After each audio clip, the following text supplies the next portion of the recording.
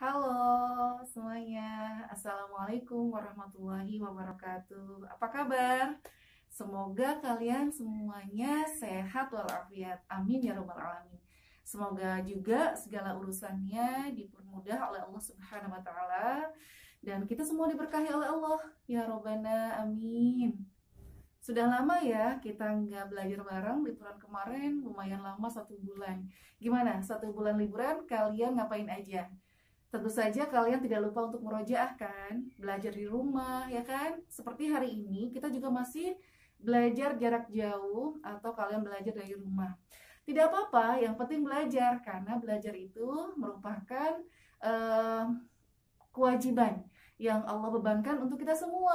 Karena belajar itu wajib, maka bagi yang melaksanakan kewajiban itu, kewajiban belajar itu akan mendapatkan pahala, karena belajar itu kan menuntut ilmu, dan yang namanya menuntut ilmu itu diperintahkan oleh Allah, sebagaimana hadis Rasulullah, talabul ilmi ala kulli muslimin, talabul ilmi faridatun ala kulli muslimin wa muslimatin. Masya Allah.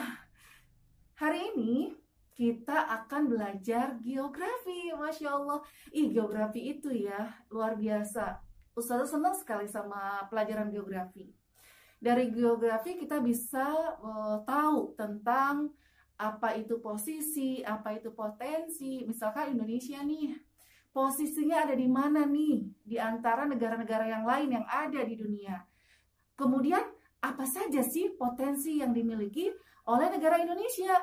Nah, dengan belajar geografi kita jadi tahu banyak, Masya Allah. Dengan begitu, apa yang bisa kita lakukan dengan potensi yang ada di negeri ini, termasuk juga posisi yang kita miliki, Masya Allah. Indonesia itu negara yang kaya akan sumber daya alamnya. Selain juga kaya akan sumber daya manusianya. Bayangkan, Indonesia itu penduduknya lebih dari 250 juta jiwa. Bahkan kalau sekarang sudah 267-an, 267 juta. Wah, banyak sekali. Dan itu merupakan kekuatan bagi kita, Masya Allah. Belum lagi kekayaan alam yang ada. Di lautan, ada banyak sekali kekayaan yang ada di lautan. Ada ikan, ada terumbu karang, ada rumput laut. Masya Allah, luar biasa sekali. Ada kerang, ada buat mutiara, kerang mutiara ya kan? Masya Allah. Belum lagi kalau di perut bumi itu ada minyak, ada batu bara, ada nikel, ada emas, ada tembaga, ada uranium. Banyak banget. Dan masih banyak yang lainnya. Masya Allah, luar biasa kan? Dan itu kekayaan alam yang kita miliki, yang telah Allah anugerahkan kepada kita semua. Masya Allah. Oleh karena itu kita harus bersyukur kepada Allah atas semua limpahan karunia yang telah Allah berikan kepada kita. Caranya bersyukur itu banyak banget. Kita bisa beribadah dengan khusyuk ya, beribadah dengan khusyuk. Ya kalau ibadah itu kan ya ada ibadah mahdoh ya, ada ibadah ghairu mahdoh. Ibadah mahdoh itu udah jelas, kita sholat, kita zakat, kita puasa, kita haji, itu adalah ibadah mahdoh. Ada banyak ibadah-ibadah yang lainnya ya, termasuk ghairu mahdoh. Kita bermuamalah ya, kita berinteraksi dengan manusia yang lainnya dengan berkata ahsan, ya berbuat jujur, tidak sombong, suka sedekah, itu juga bagian dari ibadah, Masya Allah. Jadi sebenarnya kalau dalam Islam segala perilaku kita itu akan bernilai pahala, akan bernilai ibadah kalau kita melaksanakannya karena Allah Subhanahu wa Ta'ala, dan juga dilaksanakan sesuai dengan perintah Allah, sesuai dengan syariat Islam. Masya Allah, seperti kita belajar geografi. Oh, Ustazah, apakah geografi bisa memasukkan kita ke surga? Ya bisa, kalau kita mempelajarinya hanya karena Allah Subhanahu wa Ta'ala, dan juga ketika kita tahu, kemudian kita menerapkannya untuk kemaslahatan umat manusia, wah itu akan bernilai pahala, karena ibadah itu kan tadi bukan hanya sekadar mahdoh saja, tapi ghairu mahdoh, di mana setiap bidang kehidupan kita itu kalau kita laksanakan hanya karena Allah Subhanahu wa Ta'ala sesuai dengan syariat Islam, maka itu akan bernilai pahala. Makanya semangat belajarnya, termasuk juga belajar geografi. Yuk, sekarang kita belajar geografi. Kita mulai saja ya. Let's check it out. Sekarang kita akan belajar tentang kenampakan alam daratan dan apa sih manfaatnya kenampakan alam daratan tersebut. Mari kita pelajari bersama kenampakan alam daratan dan pemanfaatannya. Yang pertama adalah gunung dan pegunungan. Gunung adalah permukaan bumi atau tanah yang menjulang tinggi dari daerah sekitarnya. Nah, tingginya biasanya lebih dari 600 meter di atas permukaan laut.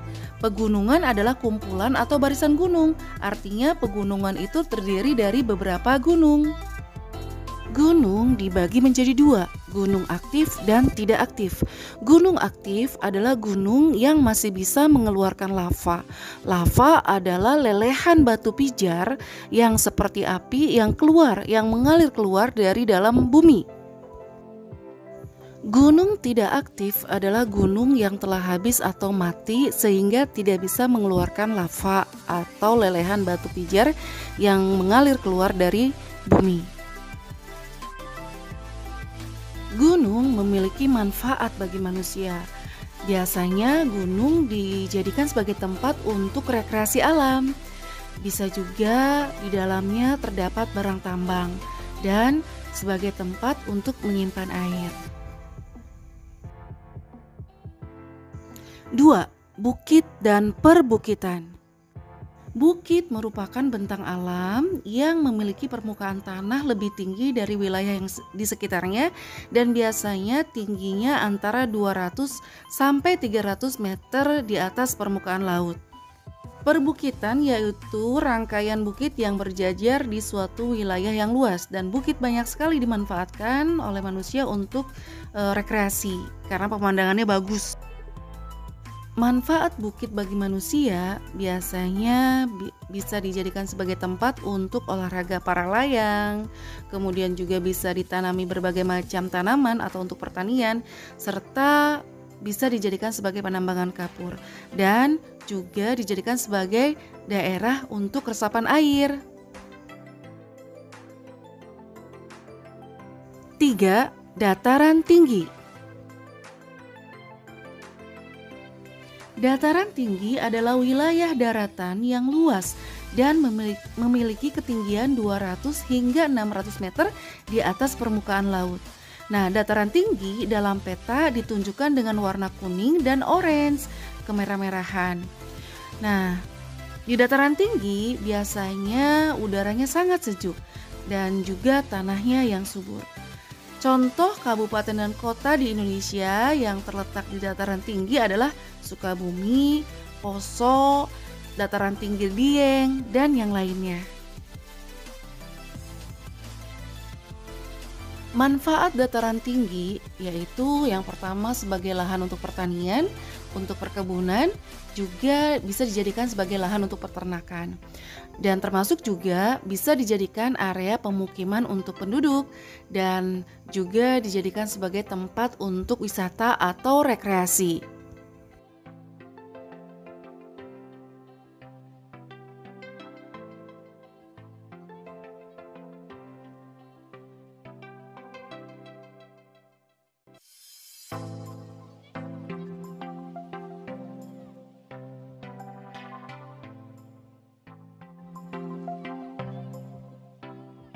Empat, dataran rendah.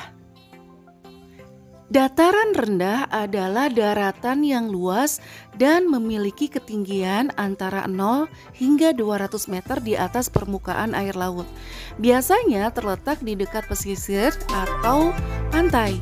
Pada peta biasanya ditunjukkan dengan warna hijau.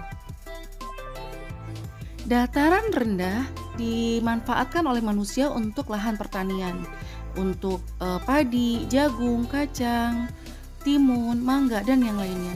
Juga untuk perkebunan dan juga untuk peternakan serta areal untuk perindustrian dan juga untuk pemukiman penduduk. 5. Delta. Delta merupakan wilayah daratan yang terbentuk dari endapan sungai.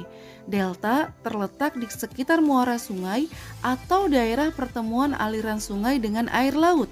Kota besar di Indonesia yang dahulunya merupakan delta yaitu DKI Jakarta, Surabaya, Semarang, Balikpapan, Palembang, Merauke.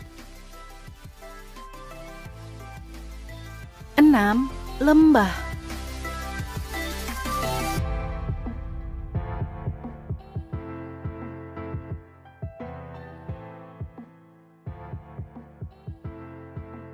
Lembah merupakan wilayah daratan yang dikelilingi pegunungan atau perbukitan. Lembah terbentuk melalui proses geologis dalam waktu ratusan hingga ribuan tahun. Lembah yang sisinya sangat sempit dan curam disebut jurang. Manfaat lembah. Lembah bisa dijadikan sebagai objek wisata serta bisa dijadikan sebagai lahan pertanian dan area pemukiman penduduk. 7. Pantai. Pantai merupakan kawasan perbatasan antara daratan dan lautan.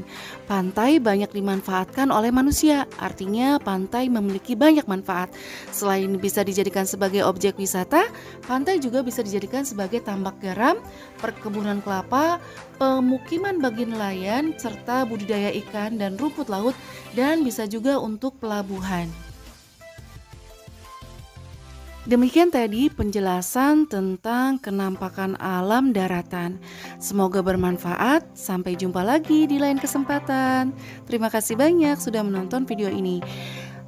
Assalamualaikum warahmatullahi wabarakatuh. Bye.